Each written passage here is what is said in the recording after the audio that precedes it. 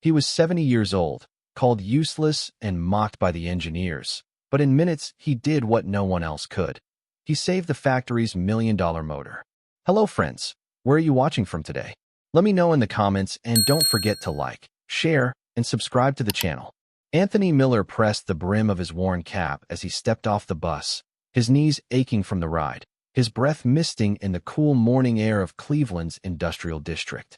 Before him stretched the vast complex of Crawford Metal Works, a city within the city.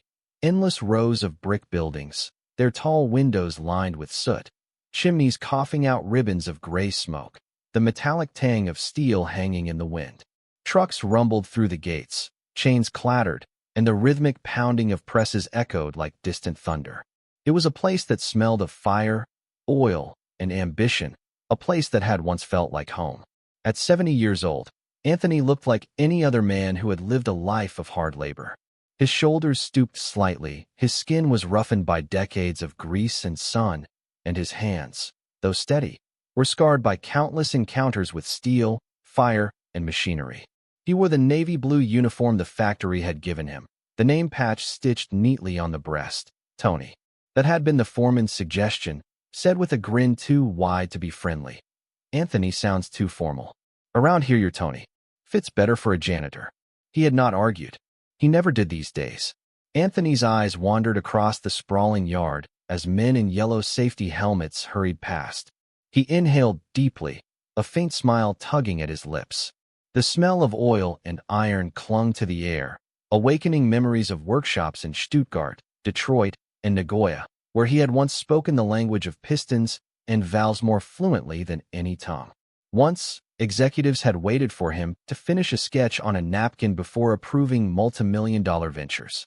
Once, reporters had called him a visionary, the American Da Vinci of engines. But that was long ago. Now he stood at the gatehouse, handing his ID to a guard who barely looked at him before waving him through. No one here knew, or cared, about the man he had been. And that was how Anthony wanted it. He had buried that part of himself years ago, when his wife Eleanor had grown sick. The conferences, the contracts, the research grants, he had dropped them all to spend 10 years by her side, feeding her soup, reading to her, wiping her brow. After she passed, silence had filled the house like dust. He had tried odd jobs, repairing bicycles, fixing broken radios, but his soul had yearned for the steady hum of engines. So, here he was, starting at the bottom again. The maintenance supervisor, a man named Carl with a paunch straining against his vest, met him by the locker room. Carl shook his hand briefly, eyes already flicking toward the clock. "Morning, Tony. You'll be shadowing the younger guys today. Don't get in their way, and if they tell you to fetch something, you fetch it. Got it?" "Yes, sir," Anthony replied softly. Carl chuckled. "Don't call me sir. Makes me feel old. And between you and me, you might not last long here. Place is rough on the knees." Anthony gave a polite nod, not revealing that his knees had carried him across factory floors far larger than this one, in countries where the stakes had been higher than Carl could imagine. Inside the cavernous plant, molten sparks flew from welding torches, conveyor belts rattled, and the great hum of machines vibrated through the steel beams. To most, it was noise. To Anthony, it was music, an orchestra slightly out of tune. He could hear a conveyor squealing in misalignment, a pump rattling from loose bearings, a motor humming half a note too low. Every sound told a story. He kept it to himself. By mid-morning, he had been introduced to the team of engineers he would assist. Brian, the sector chief, was tall and sharp-featured, his safety glasses perched on his head rather than his nose, his voice dripping with authority. He looked Anthony up and down with a smirk. "So this is our new maintenance helper? Didn't know we were running a retirement home." The others laughed. Matthew, broad-shouldered and cocky, added, "Better not fall asleep on the job, Grandpa. Machines don't wait for nap time." Gabriel, who always seemed to be fiddling with his smartwatch, chimed in, "Careful, Matt. He might tell us stories about the good old days when engines ran on coal." Even Leonard, quieter than the rest, couldn't resist muttering, "Hope you brought your walking cane." Anthony absorbed the jabs with a calm expression, his gray eyes betraying nothing. "I'm here to help however I can," he said simply. Brian snorted. "Good attitude. Let's see how long it lasts." They sent him fetching tools, carrying boxes of lubricants, cleaning up oil spills on the floor. Anthony complied without complaint. His movements were steady, unhurried, precise. If the engineers noticed the way he handled the tools, like an old pianist brushing ivory, they didn't comment. Hours passed, filled with the sharp smell of acetylene, the hiss of steam valves, and the constant vibration of engines. Anthony watched as Brian's team worked on minor adjustments. He noticed small mistakes: a torque wrench miscalibrated, a gasket installed backwards, a sensor ignored despite its blinking warning light. Each error whispered to him, but he said nothing. This was not his stage anymore. He had chosen humility. Yet beneath his restraint burned an ember he could not extinguish, the desire to protect the machines from careless hands, to honor the craft that had once defined him. Lunch came. The younger men gathered at a table in the cafeteria, laughing loudly, scrolling on their phones. Anthony sat alone with his sandwich, gazing at the faded photograph he carried in his wallet. Eleanor smiling, hair pinned up, eyes warm. He whispered to the photo, "I'm back where I belong, Ellie. Not as before, but close enough."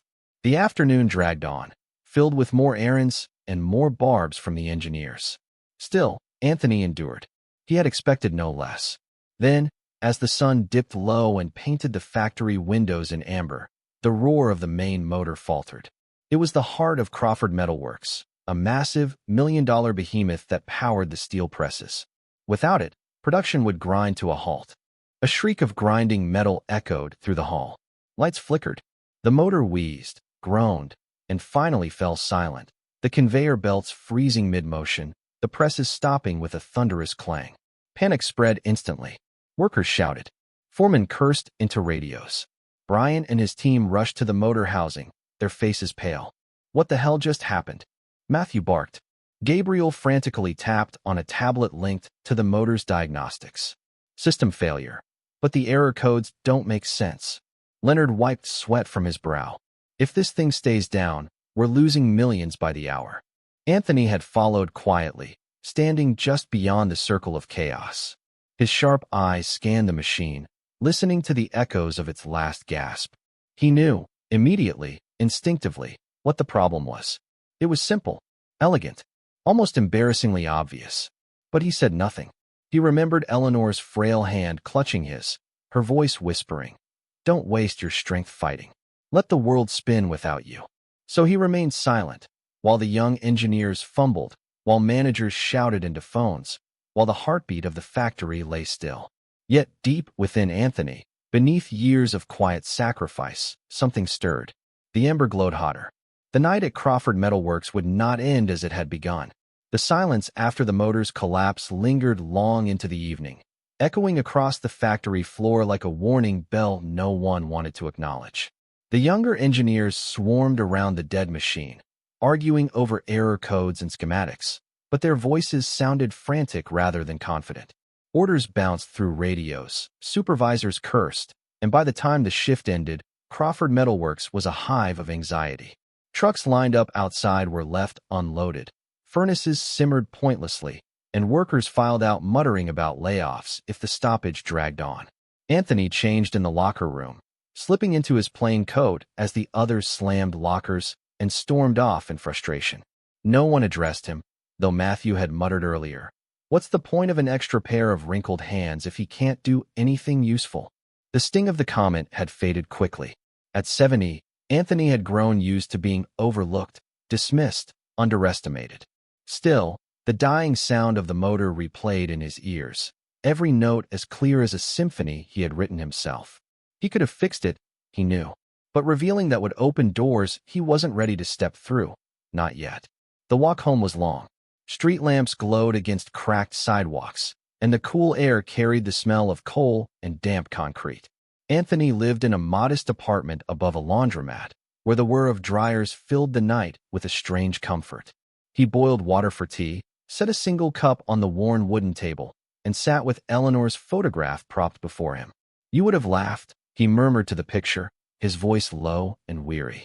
They stared at that motor as though it spoke another language. And maybe it does, at least to them. They don't listen.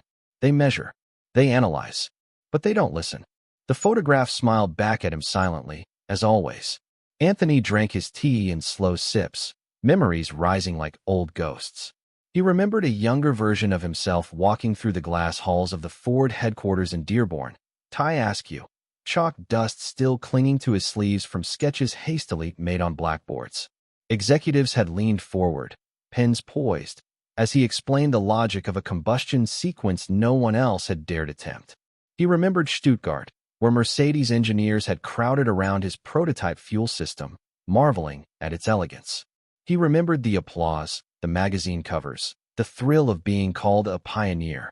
And he remembered the phone call that had changed it all. Eleanor's trembling voice, the doctor's diagnosis, the word terminal whispered like a verdict. In that moment, equations and engines had lost all meaning. He had walked away from contracts worth millions, from the laboratories and patents that bore his name, without hesitation. Caring for Eleanor had been the only work that mattered. Anthony closed his eyes now, fingers brushing the edge of the photo frame. "I did the right thing," he whispered, though the empty apartment seemed to challenge him with silence. The next morning, he returned to Crawford Metal Works. Anxiety buzzed through the air like static. The motor remained dead, its vast housing looming over the silent conveyors like the carcass of a fallen beast. Engineers clustered with clipboards, consultants were already rumored to be flying in, and Brian barked orders with a strained voice. "Tony," Carl the supervisor called, spotting him near the lockers. "They've got you on cleanup duty around the main line. Just keep the floor clear while the engineers work. Don't touch anything unless told." Anthony nodded. Understood. He spent the hours mopping oil, sweeping shards of metal, fetching tools that no one used correctly. Around him, the engineers argued, their arrogance crumbling into frustration. Brian waved a manual in the air, jabbing at diagrams. Matthew cursed under his breath when yet another recalibration failed. Gabriel leaned against the motor housing, scrolling frantically through diagnostic software. Leonard stared at graphs, his lips pressed tight, saying nothing. Anthony moved silently, but inside him, the echoes of the past roared. Every clang of a dropped wrench, every misreading of a diagnostic screen reminded him of apprentices he had once trained, bright young minds who had hung on his every word. How different these men were, so confident in technology, yet blind to intuition. By lunchtime, the cafeteria was thick with tension. Workers whispered at their tables, rumors spreading like wildfire. The factory might shut down for days, maybe weeks. Investors were already calling. Layoffs were inevitable. Anthony ate alone again, but this time, the veterans of the factory approached. Jack, a wiry man with a face creased by decades of labor, set his tray down beside Anthony's. Samuel, taller and heavier, joined him. "You're the new maintenance guy, right?" Jack asked, his voice gravelly. Anthony nodded. "Anthony Miller. Most call me Tony." "Jack," the older man said, offering a hand. "This is Sam. We've been around longer than most of those hotshots out there." Samuel chuckled. "Seen more breakdowns than they've had hot dinners." Anthony smiled faintly. "Then you know how this will end." Jack's eyes narrowed. "You mean the motor?"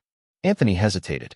He had guarded his silence carefully, but there was something about these men, something steady, unpretentious, that coaxed honesty. "I heard it die yesterday," Anthony said softly. "It wasn't catastrophic. Not yet. They're looking in the wrong place." Samuel leaned forward. "And you know where the right place is?" Anthony looked down at his hands. "I have a suspicion, but suspicions don't carry much weight here." Jack studied him for a long moment. "You're not just some janitor, are you?" Anthony's lips twitched in a faint smile. "I was many things once. Now I'm here." They ate in silence for a while. At last, Samuel said, "You think you could fix it?" Anthony's answer was quiet but firm. "Yes." The word hung in the air, heavier than steel. Jack chuckled, though not unkindly. "Then maybe you should, before those boys drown us all in theories." Anthony said nothing more, but as he walked back to the floor, the echoes of his past thundered louder than ever. He saw himself at 30, sleeves rolled up, sweat beading on his forehead as he coaxed life into an engine prototype no one believed would run. He heard Eleanor's laughter when he'd returned home late, smelling of oil but triumphant. He felt the rush of being useful, of being necessary. Now, watching the young engineers flail, Anthony realized how close he stood to the edge of his old life. All it would take was one step, one word, one action. But stepping forward meant revealing himself. And revealing himself meant letting go of the anonymity he had clung to since Eleanor's death. That evening, as the factory lights dimmed and another day ended without progress, Anthony lingered by the silent motor. Its metal shell reflected the faint glow of overhead lamps, casting shadows across the empty hall. He laid a hand gently on the housing, closing his eyes. "I know what you need," he whispered, as though speaking to a wounded friend. "I know how to bring you back." The motor said nothing, but in the silence Anthony felt its heartbeat waiting, just beneath the surface. For the first time in years, he allowed himself to imagine stepping back into the light. The third day at Crawford Metalworks dawned heavy with unease. Word had spread throughout the plant. The heart of the factory was silent, and every passing hour bled money. Trucks backed up outside the gates, drivers swearing as their schedules collapsed. Inside, furnaces burned low, feeding heat into a void. For a factory built on relentless rhythm, the stillness was suffocating. Anthony arrived quietly, his lunch pail in hand, shoulders squared against the morning chill. He slipped into the locker room unnoticed, but as he stepped onto the floor, a different kind of attention found him. Not respect, not curiosity, scrutiny. The younger engineers had grown sharper in their remarks, the tension of failure fueling their disdain. "Look at him," Matthew sneered as Anthony passed. "Still shuffling around like he's part of the solution." Gabriel chuckled without humor. "Maybe he'll pray to the ghosts of coal engines and save us." Leonard said nothing, but his eyes lingered on Anthony with suspicion, as if sensing there was more beneath the quiet surface. Brian, however, was the loudest. "Stay out of our way, old man. This is real engineering, not tinkering with bicycles in a garage." Anthony offered no reply. He bent to mop an oil slick, moving with steady patience while the younger men scurried like frantic animals around the crippled motor. Yet inside him, pressure built like steam in a sealed chamber. He could hear the mistake in every failed attempt they made, the misalignment humming through their adjustments, the overlooked were concealed in plain sight. By midday, frustration boiled over. Brian slammed a manual against the motor housing. "Nothing makes sense. We've recalibrated every system, replaced the obvious faults, run the diagnostics twice. This machine should be running." "It isn't," Leonard muttered. "Thank you for the update," Brian snapped. Anthony stood nearby, broom in hand. The words formed in his throat before he could stop them. "You're looking at the wrong subsystem." The engineers froze. Brian turned slowly, disbelief etched into his face. "What did you say?" Anthony straightened, his eyes calm. "The problem isn't in the diagnostics. It's in the alignment of the secondary shaft. You won't find it on your screens." A beat of silence followed, then laughter. Matthew clutched his stomach. Gabriel slapped the motor casing. "You hear that?" Matthew wheezed. "The janitor thinks he's an engineer." Brian's eyes narrowed. "Listen, Tony, or Anthony, or whatever your name is. You're here to sweep floors, not to lecture me on systems you don't understand." Anthony met his gaze without flinching. "I understand more than you think." Brian stepped closer, his voice low and sharp. "One more word out of line, and I'll have Carl reassign you to waste disposal. Clear?" Anthony held his silence. He lowered his gaze, resumed sweeping, but the ember inside him glowed hotter. He had not sought confrontation, but confrontation had found him. That evening, Jack and Samuel intercepted him near the exit. "You spoke up," Jack said, his grin tinged with admiration. "Couldn't help yourself, could you?" Anthony sighed. "I shouldn't have. They don't want to hear it." "Maybe not," Samuel rumbled, "but we do. You were right, weren't you?" Anthony hesitated, then nodded. "Yes, the alignment's off. It can be fixed." Jack clapped him on the back. "Then maybe it's time you stopped sweeping floors." Anthony walked home with their words echoing in his mind. For the first time in years, he felt the pull of the stage he had abandoned, the stage where machines waited for him to speak their language. The following day brought a stir of commotion. Rumors spread that the company's board had authorized outside help.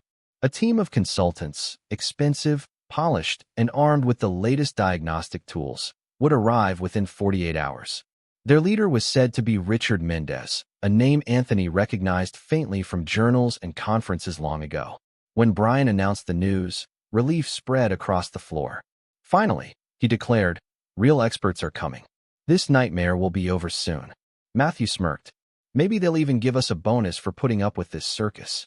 Gabriel added, and the old man can finally retire in peace. Their laughter rang hollow in the cavernous hall. Anthony listened quietly, his hands tightening around the handle of his mop. He knew what would happen. He had seen it before. Teams drowning in technology, mistaking data for wisdom, searching in screens for answers that only experience could provide. The consultants would arrive, they would dazzle, they would waste time, and the motor would remain silent. That evening, Anthony lingered near the motor again, his hand resting on the cool steel. Jack and Samuel joined him, their expressions solemn. They say Mendez is a genius, Samuel said. Anthony's lips curved faintly. Genius has many definitions. Jack lowered his voice. We trust you more than them. If you say you can fix it, we believe you. But why don't you step forward? Anthony's eyes softened, shadows of old memories darkening them. Because stepping forward means stepping back into a life I buried. I gave it up for her. For Eleanor. And once you bury something that deep, digging it up can be dangerous. Samuel's gaze was steady. Dangerous for who? You. Or the rest of us whose jobs depend on this machine. The question lingered in the air like smoke. That night, sleep eluded Anthony. He walked the floor of his apartment, pacing between shelves cluttered with old sketches and models he had kept hidden. Dusty notebooks filled with equations lay stacked in boxes. He opened one, tracing the faded lines of a drawing. An early design of a shaft mechanism, not unlike the one now broken at Crawford. Eleanor's voice came to him in memory. Don't let the world take more of you than it already has. He sat heavily in his chair. But what if the world still needs me? When dawn broke, Anthony had made a decision. He could no longer stand by while arrogance and ignorance dragged the factory toward ruin. Whether the engineers mocked him or the consultants dismissed him, he would not stay silent. The machines deserved better. The people deserved better. The unexpected twist was not the arrival of consultants. The twist was Anthony Miller, a man the factory had overlooked, deciding that his silence had lasted long enough. The consultants arrived on a brisk Monday morning, their polished shoes clicking on the concrete, briefcases gleaming, and confidence practically radiating from their perfectly tailored suits. At the front was Richard Mendez, silver-haired but sharp-eyed, his reputation preceding him. Workers whispered his name as though he were a savior sent by the board itself. Brian strutted beside them like a favored apprentice, eager to attach himself to their authority. This is our main motor, he announced, gesturing grandly toward the silent behemoth. Diagnostics have been inconsistent, but I trust with your expertise we'll have it up and running soon. Richard surveyed the machine with a faint smile. Every system speaks a language. You just have to know how to listen. Anthony, sweeping quietly in the background, nearly chuckled. Mendez had borrowed that line from one of Anthony's old lectures, word for word. It was a line reporters had once quoted in magazines, attributing it to Anthony Miller, the visionary. Now Mendez paraded it as his own philosophy. Anthony said nothing, but his jaw tightened. The consultants unpacked sleek devices, sensors, and laptops. Screens glowed with graphs and complex code as they busied themselves with analysis. Workers watched in awe. The younger engineers buzzed with excitement, thrilled to see cutting-edge technology at play. By midday, Richard delivered his first assessment. The motor's primary drive system has experienced an overload cascade. We'll need to recalibrate and perhaps replace several components. It will take time, but we'll get there. Brian nodded eagerly. Exactly what I suspected. Anthony, listening from the shadows, shook his head. It was wrong, superficial, a textbook misdiagnosis. They were following the same blind path the younger engineers had already trudged down, but dressed in sophistication. He felt the ember inside him glow hotter, pressing against the wall of restraint. Later, in the cafeteria, tension among the workers boiled. The veterans clustered at one table, the younger engineers at another. Brian held court with Mendez's team, basking in reflected authority, while Jack and Samuel leaned close to Anthony. They're stalling, Jack muttered. Mark my words. Days will pass, and the motor will still be dead. Samuel nodded. You see it, don't you? That look in your eyes, you know what's wrong. Anthony's spoon clattered softly against his bowl of soup. I know enough to see they're wasting time. Jack leaned in. Then it's time to stop hiding. These boys don't respect you because they don't know you. But if you fix this, they'll have no choice. Anthony hesitated. And if I fail? Samuel gave a slow smile. Then you'll just be the janitor again. Nothing lost. The logic was brutal, but it was true. Meanwhile, divisions deepened across the factory floor. Younger workers scoffed at the veterans' faith in Anthony. Rumors swirled that the consultants had already spent half their budget allocation. Tension between Brian's team and the older maintenance crew simmered. Dangerously. The motor was no longer just a machine. It was a battlefield of pride, authority, and survival. That evening, Anthony lingered at the motor once more. Jack and Samuel joined him in the dim light, their voices hushed. If you're going to step in, Jack said, do it soon, before Mendez buries us under paperwork and invoices. Anthony touched the steel housing with a reverence the others lacked. His reflection stared back at him in the polished surface, lined, weary, but steady. I'll need help, he murmured. You'll have it, Samuel promised. In that moment, an alliance was forged, not with titles or contracts, but with trust. Anthony would not stand alone.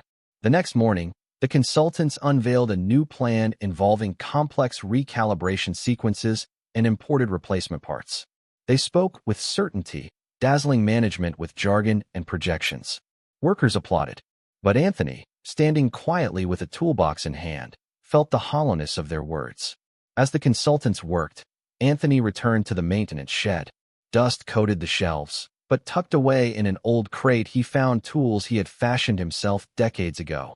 Calibrators, gauges, instruments built not by companies, but by necessity.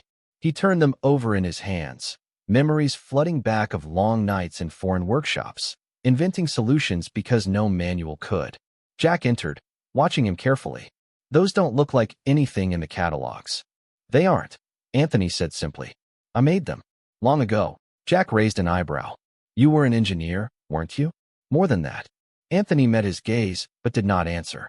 Some truths still felt too heavy to release. By afternoon, the consultants hit another wall. Their recalibrations failed. The motor groaned once, then went silent again. Mendez frowned, his mask of certainty slipping. Brian fidgeted nervously, his earlier bravado evaporating. It was Samuel who spoke up, his voice carrying across the tense silence. Why not let the old man have a go? Heads turned. Workers murmured. Brian laughed sharply. You can't be serious. He's a janitor.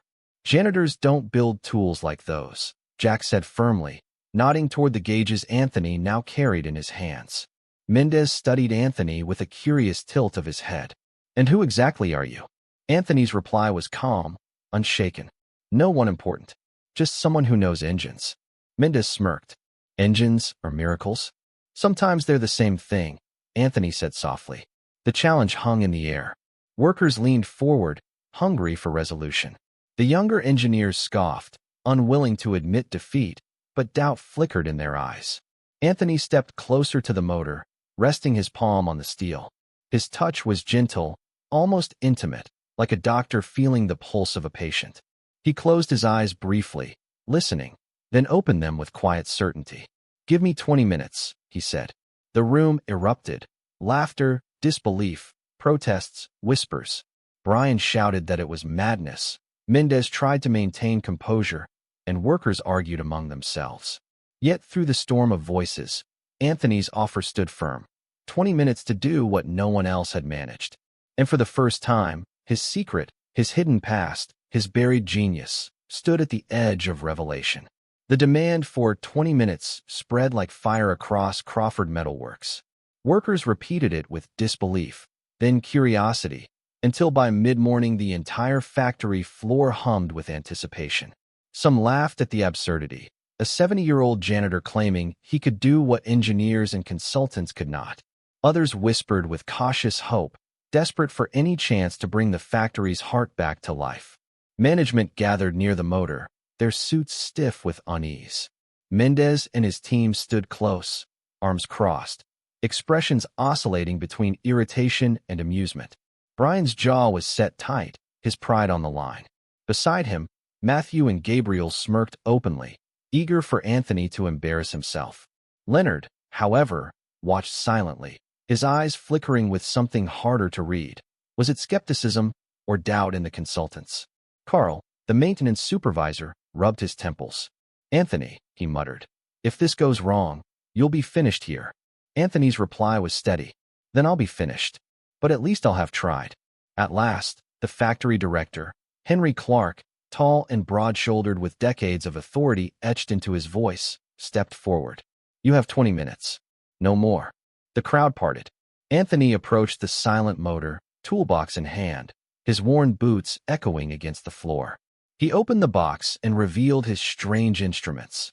Homemade gauges, tools polished by years of use. Devices that looked archaic compared to the consultant's sleek machines but carried the aura of precision. He knelt before the housing, closing his eyes briefly as though offering a silent prayer. Then he began. His hands moved with certainty, unscrewing panels, adjusting tension bolts, sliding the gauge across a shaft most had ignored. He worked with a calm rhythm, his breathing steady, his motions neither hurried nor hesitant. The crowd murmured, some jeering, some holding their breath. Mendez checked his watch theatrically. 5 minutes in, Anthony adjusted the shaft alignment, recalibrating by feel rather than numbers. 10 minutes in, he replaced a worn coupling with a makeshift reinforcement, shaking his head at how the expensive diagnostics had overlooked such a simple fault. 15 minutes in, he tightened a sequence of screws in a pattern only experience could dictate, diagonal, uneven, but perfect. At 19 minutes, he closed the housing. His back straightened. Sweat traced his brow, but his eyes gleamed with the fire of a man not old, not broken, just alive in his element. Try it now, Anthony said. The room fell into tense silence. Mendez exchanged a doubtful glance with Brian, but Henry Clark nodded. Power it up. Switches clicked. Lights flickered. For a breathless moment, nothing. Then, with a deep groan, the motor shuddered. A low hum built, steadying, growing. Belts began to turn, presses stirred awake, and the long-dead heartbeat of the factory thundered once more. The floor erupted. Cheers, gasps, disbelief. Workers clapped, some shouted, others laughed in sheer relief. The consultant stared, stunned. Mendez's lips pressed into a thin line, his authority crumbling. Brian's face drained of color. Anthony stepped back quietly, as though the miracle he had just performed were nothing more than routine. Engines don't lie, he murmured. You just have to listen. For the first time, the younger engineers had no retort. Respect, reluctant but undeniable, flickered in their eyes. Anthony Miller had crossed the point of no return. His silence was broken, his knowledge revealed, and the factory would never see him the same way again. The factory roared back to life. Steel pressed, conveyors rattled, furnaces consumed with renewed hunger. Productivity surged as though a storm had lifted. Workers laughed and slapped each other on the back, relief pouring out in bursts of celebration. But beneath the surface, new tensions brewed. Management convened in private, whispering about how a janitor had outshone consultants whose fees drained company accounts. Mendez, his pride shattered, lingered only long enough to collect his equipment before storming out with promises of further analysis. His team followed, their departure marked by silence heavier than defeat. Brian's humiliation burned the hottest. He avoided Anthony's gaze, barking hollow orders at his team. Matthew and Gabriel, usually so loud, muttered excuses about being distracted or misled by the diagnostics. Only Leonard approached Anthony that evening, his expression unreadable. You knew all along, Leonard said quietly. Anthony met his eyes. I suspected. Why didn't you say something sooner? Anthony's voice softened. Because no one wanted to hear it. Leonard gave a small nod, as though acknowledging a truth he had long avoided. Then he walked away. The next days revealed the ripple effects of Anthony's triumph. Workers treated him differently, some with awe, some with envy, some with outright suspicion. Jack and Samuel beamed like proud allies, slapping his shoulders and telling anyone who would listen, we knew he had it in him. Others whispered in corners, speculating about who Anthony really was, why an old man with that kind of skill would settle for sweeping floors. Management, too, shifted their stance. Henry Clark summoned Anthony to his office, thanking him formally for his contribution and promising consideration for his role in future maintenance. Anthony accepted the words with humility, but declined the offer of promotion. I belong on the floor, he said simply. Yet peace eluded him. With recognition came exposure, and exposure threatened the anonymity he had chosen after Eleanor's death. Nights in his apartment grew restless. He dreamed of old days, of conferences, of engines, of Eleanor's frail hand in his. He woke with a heart pounding, unsure whether to feel pride or guilt. Meanwhile, resentment simmered among the young engineers. Matthew muttered that Anthony had gotten lucky. Gabriel insisted the fix was temporary. Brian, though silent, carried himself with brittle pride, determined to reclaim authority. The unexpected consequence of Anthony's success was not only admiration but division. The factory now looked at him with eyes that demanded explanation. And explanations, Anthony feared, would unravel the fragile peace he had built for himself. As one week turned into the next, whispers of his name spread beyond Crawford Metalworks. Old contacts stirred. An article in a local business journal mentioned an anonymous maintenance worker who saved production with a miraculous repair. The ember that had glowed in secret now blazed in the open. Anthony Miller had revealed enough to change his world forever, but the price of that revelation was still to be paid. The hum of the great motor became the soundtrack of Crawford Metalworks once more, but the factory floor no longer felt the same. Every clang of steel, every hiss of steam seemed charged with curiosity about the quiet old man who had done the impossible. Whispers followed Anthony wherever he walked. He fixed it in 20 minutes. They say he didn't even need the manual. Who was he really? Some workers treated him with newfound respect, pausing to greet him, asking for advice on smaller machines. Others eyed him warily, threatened by how a janitor had made engineers and consultants look like amateurs. Brian remained the most hostile. Though he no longer dared to mock Anthony openly, his pride had been cracked. Each time Anthony entered the workshop, Brian's jaw tightened. Matthew and Gabriel mirrored their chief's resentment, whispering behind clipboards, their laughter brittle.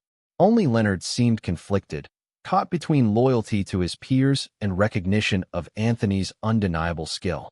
Anthony himself moved quietly, unchanged in routine. He swept floors, carried tools, scrubbed grease from pipes, though now he did so under the gaze of dozens of eyes. Yet inside, the weight of buried truths pressed heavier each day.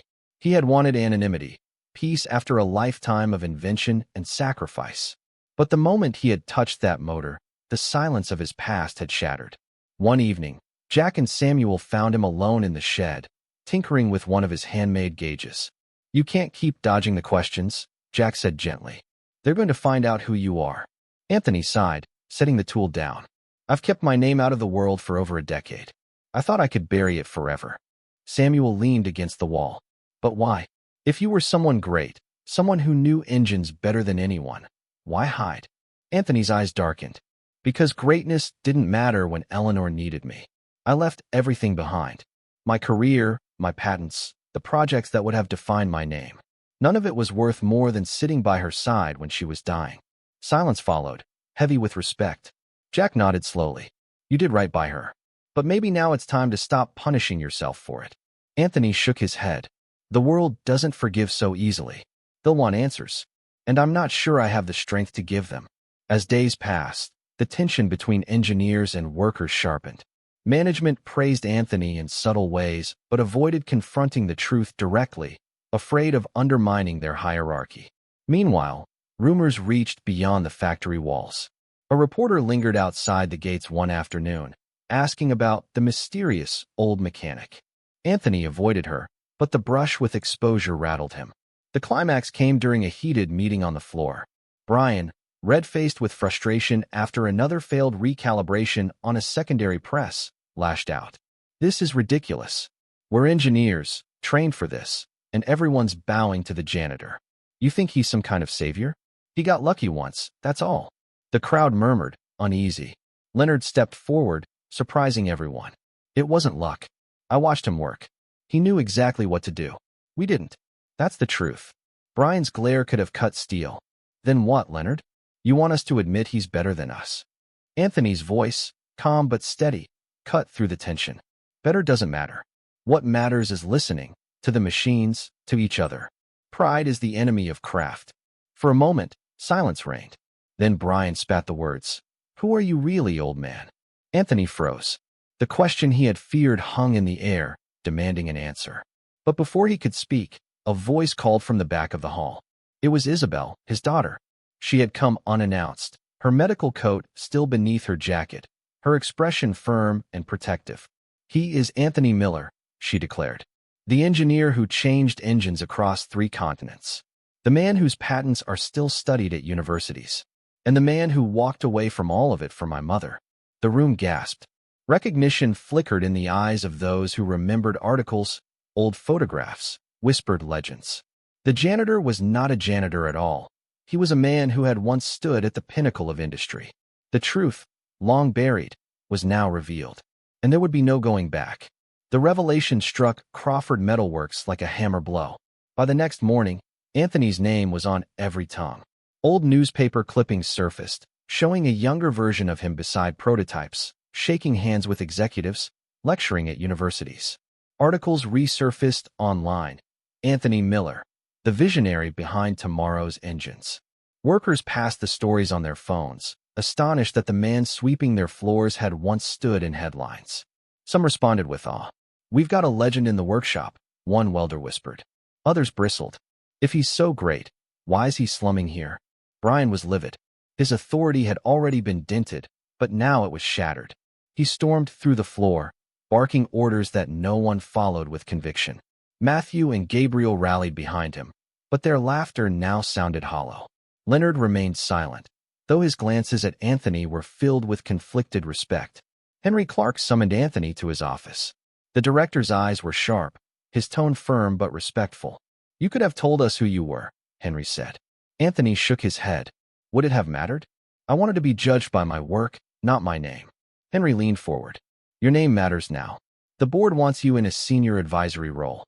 Consultant, mentor to the younger engineers. With your knowledge, you could reshape this place." Anthony's chest tightened.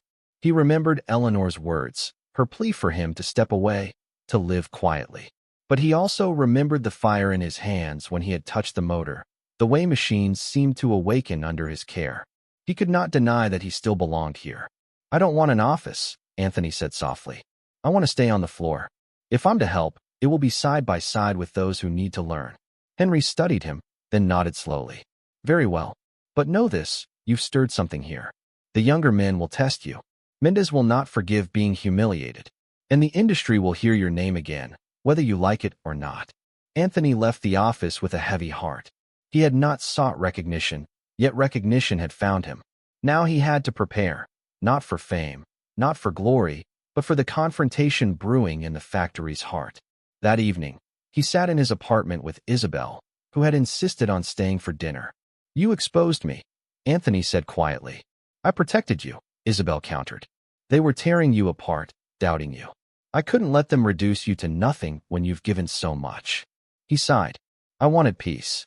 Her eyes softened. "Maybe peace isn't what you need. Maybe you need purpose again."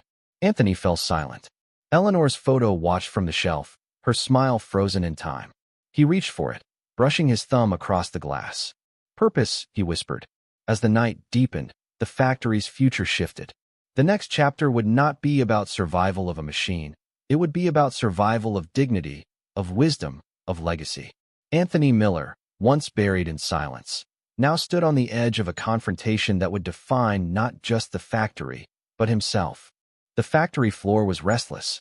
Since the revelation of Anthony's true identity, every shift felt like a test. The younger engineers, stung by humiliation, brought him complex technical questions, hoping to expose ignorance. But each time, Anthony answered with calm precision, explaining not just the how but the why. He spoke of combustion rhythms, stress tolerances, and the psychology of machines, weaving lessons that were both scientific and human. Workers gathered to listen. Some scribbled notes. Others simply watched, marveling at the way a 70-year-old man, thought to be a janitor, transformed into a teacher whose words carried the weight of decades. Even Leonard found himself drifting closer, silent but intent, absorbing truths that no textbook had offered. Brian, however, grew more desperate. Pride gnawed at him. He began plotting small demonstrations to reassert control, organizing his team to stress test machines Anthony had adjusted, spreading whispers that the old man's fixes wouldn't last. When none of those schemes bore fruit, his frustration boiled into open defiance. One afternoon, With the entire factory gathered for a systems review, Brian stepped forward. His voice was sharp, his eyes blazing. "This place isn't a school," he said. "And it's not a museum for old legends either. We don't need fairy tales about Anthony Miller, the genius of yesterday. We need progress, technology, real innovation." Murmurs rippled through the crowd. Henry Clark frowned but didn't interrupt. Brian jabbed a finger toward Anthony. "You patched the motor once. Fine. But that doesn't make you our future. Machines evolve. Industries evolve. And you," he spat the word, "you're relics. You belong in history books, not on this floor." The silence that followed was suffocating. All eyes turned to Anthony. He stepped forward, not defensive, not angry, but steady. His voice, though soft, carried across the hall. "You mistake age for weakness, Brian. You mistake experience for irrelevance. But machines don't care about our egos. They don't bow to youth or to age. They answer only to understanding." He paused, scanning the faces around him. "I didn't come here to steal your future. I came here because I still believe in engines. And in the people who will inherit them. If you want progress, then listen, not to me, but to the machines themselves. They will tell you what they need. My task is only to teach you how to hear." The words landed heavy, undeniable. Even those who doubted felt the weight of their truth. Leonard lowered his gaze, ashamed of his earlier complicity. Jack and Samuel nodded with pride.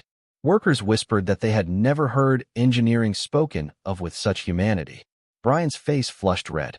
But before he could retort, alarms blared. A secondary press had failed. Sparks rained from its housing. Belts screeched, gears clanged, and the factory shook with chaos. "Emergency shutdown," someone cried. The moment of truth had arrived. Anthony didn't hesitate. He rushed to the failing machine, tools in hand, while Brian and his team froze, overwhelmed. Flames licked the edges of the housing. Workers shouted in panic. But Anthony moved with the calm precision of a man who had spent a lifetime taming chaos. "Water won't help," he barked. "Foam now." Samuel and Jack sprang into action, dousing the sparks. Anthony pried open the panel, his fingers darting across controls.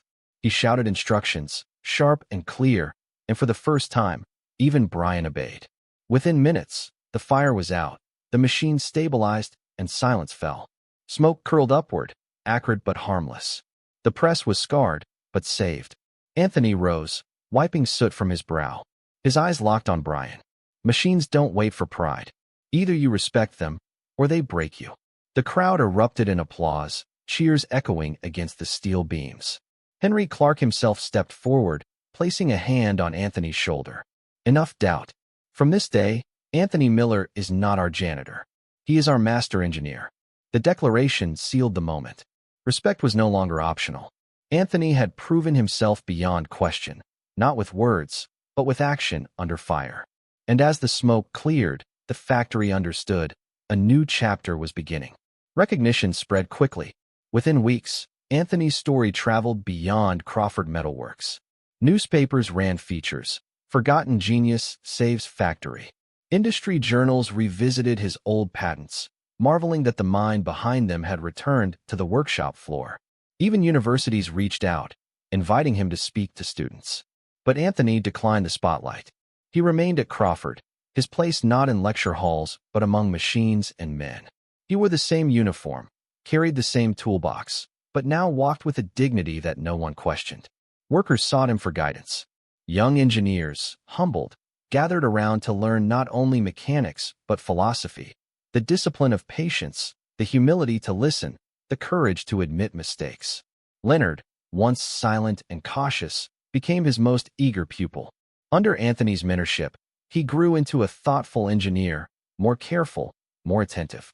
Even Matthew and Gabriel, after their bravado crumbled, began to ask questions rather than mock. Brian resisted longest, but eventually, even he could not deny the wisdom Anthony offered. Pride softened into grudging respect, then into acceptance. Henry Clark saw the transformation and seized the moment. At a company assembly, he announced the creation of a new program, the Anthony Miller Institute for Practical Engineering. Its mission was simple: bridging the gap between theory and practice, ensuring that wisdom born of sweat and failure was not lost to younger generations. The crowd cheered. Anthony stood quietly, humbled. He had never dreamed of such an honor. He leaned toward Henry afterward and said softly, "I don't want my name carved in stone. I just want it carried in the hands of those who work." Henry smiled.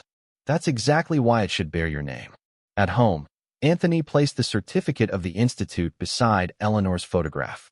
For a long while, he sat in silence, then whispered, "You see, Ellie? I'm not finished after all. I thought I had. Nothing left to give, but I was wrong. The years took much from me, but they also gave me something. Patience, clarity, the will to teach. Perhaps that's the legacy we're meant to leave." Tears glistened in his eyes, but his smile was steady. The factory thrived. Production soared. More importantly, the culture shifted. Arrogance gave way to humility, rivalry to respect. Younger and older workers learned together, guided by the example of a man who had once been dismissed as useless because of his age. Anthony himself found peace not in anonymity, but in purpose. He was no longer running from his past, nor imprisoned by it. He carried it with him, sharing its weight with those who came after. One evening, as the sun set behind the smokestacks, Anthony walked the floor alone. The great motor hummed, steady and strong.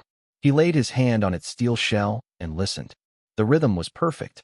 For the first time in years, he felt complete. Anthony Miller, once forgotten, now stood not as a relic, but as a bridge between past and future, between wisdom and ambition, between silence and legacy. And in the echo of the machines, he heard not just engines, but a promise that his story, his craft, his love would endure. If you made it this far, leave us a comment telling us where you're watching from today and what you thought of the story. If you can, share this video with your friends and family, and don't forget to subscribe to the channel and hit the notification bell to receive new videos. A big hug, and see you tomorrow.